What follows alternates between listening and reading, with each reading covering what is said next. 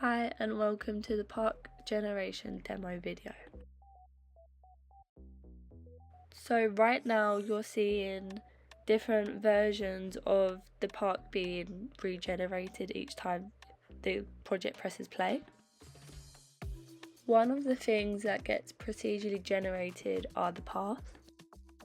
So this is the generation of 6 paths.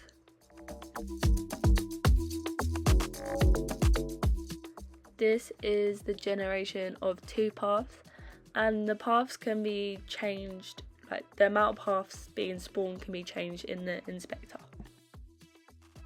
So this is a generation of 6 paths, so 3 paths are vertical and 3 paths are horizontal.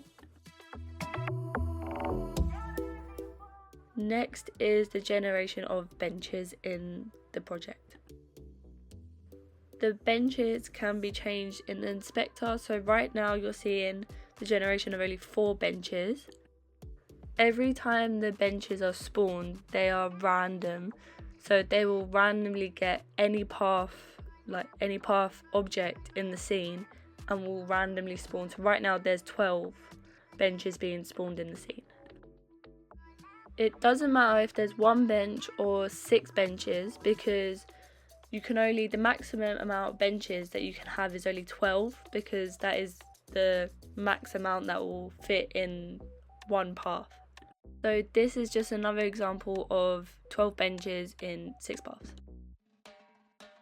The next thing being procedurally generated are the entrances/exits.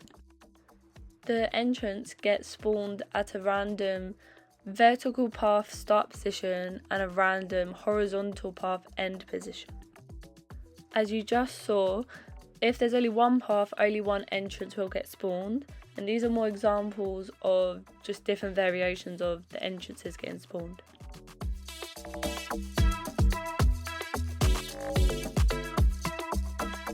So these are more examples of the entrance/exits getting spawned in the scene randomly between the start and end positions.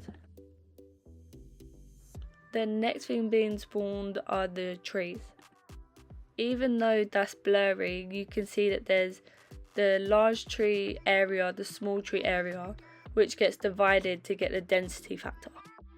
The large tree has a physics overlap, so it detects if it's in a path, like if it collides with a path, then it'll get respawned. An issue I had was spawning the small trees, so as you can see they just get spawned at 0, 0, 0.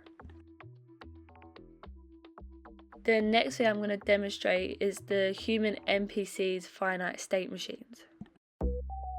The finite state machines are based on the weather and the time, so as you can see right now, it's thunder and lightning, so stuff like doing a picnic is too dangerous to do in real life, so it'd be too dangerous to do in the scene. So then the picnic will have to end and they'll go straight to the exit.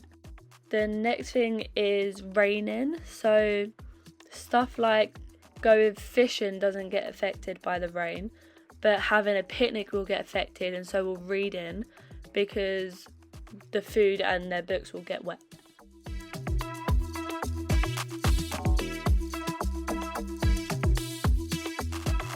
Again, so this is the snowing weather and how it affects. So I think you can fish in snow, you can't read because your book will get soggy, but you can sit down on a bench.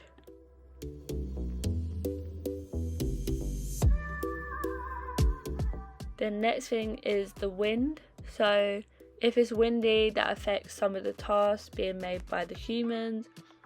Also, if it's something like windy and nighttime, you won't be able to go to the cafe because the cafe will be closed at nighttime, even though the cafe does not get affected by the wind. The next thing that I will demonstrate is sunny. So if the weather is sunny, all the tasks can be done, except if the time affects it. So say if it's sunny, but it's nighttime, the cafe will be closed. Also, as you can see, some of the humans will randomly get a bench to go to.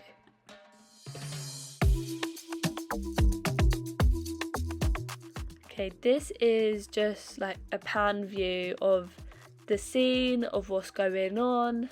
So you can see the overlap of the trees, you can see all the benches being placed, you can see the paths, the other objects that get randomly spawned but they need to have a more complex procedural generation.